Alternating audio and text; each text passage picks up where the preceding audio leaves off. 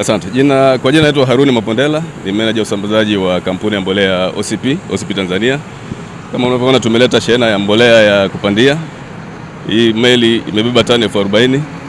Tumeanza kushusha na kama unavyoona magari yapo kwa ajili ya kutoa mzigo. Tunashusha, lakini sambamba na kushusha tunapeki na kusambaza mikoani. Kwa hiyo kazi ya kusambaza mikoani pia imeanza.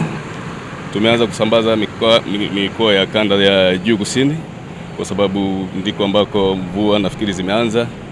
Ili zoezi litaendelea kwa muda wiki moja mpaka wiki mbili. Nafikiri baada ya hapo tutakuwa na mbolea za kutosha katika mikoa yote ambayo kuna mahitaji ya mbolea. Kwa hiyo mbolea za kupandia ziko aina nyingi, lakini specific hii kwenye meli hii tumebeba TSP pamoja na NPS zinc. Kama nilivyosema ni mbolea za kupandia. Hii kampuni yetu ni kampuni ya Morocco.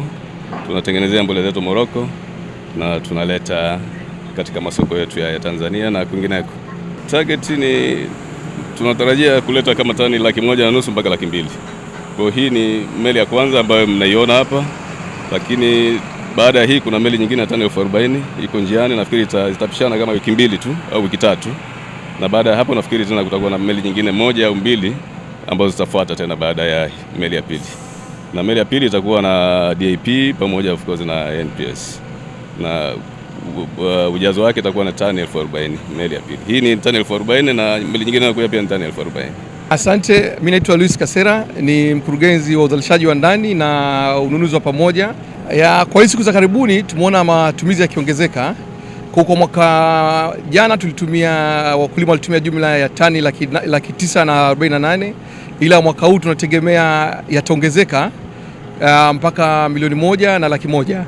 Kwa hiyo sasa hivi tumeona mbolea za kupandia zipo na tumeona tunashusha sasa hivi tani 40, na baada ya hii kuna kampuni ya mbolea TFC naye anategemea kushusha tani 45 watoto 20,000, alafu na nyingine atashusha 25,000.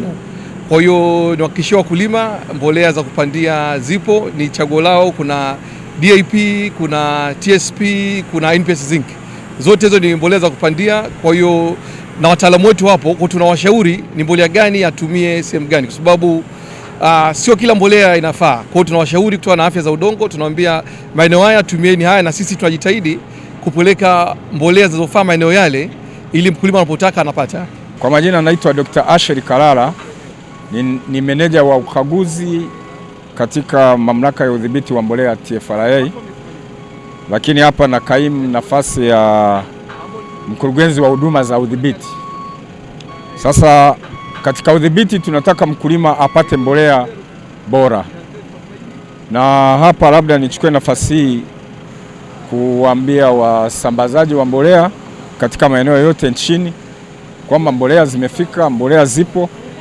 Cha msingi wajitahidi kuweka mazingira kama tunavyoelekeza ili mbolea ziweze kuendelea kuwa na ubora, sio ubora uonekane hapa tu kwenye bandari mahali zinapoingilia, lakini ni katika mnyororo wa thamani wote.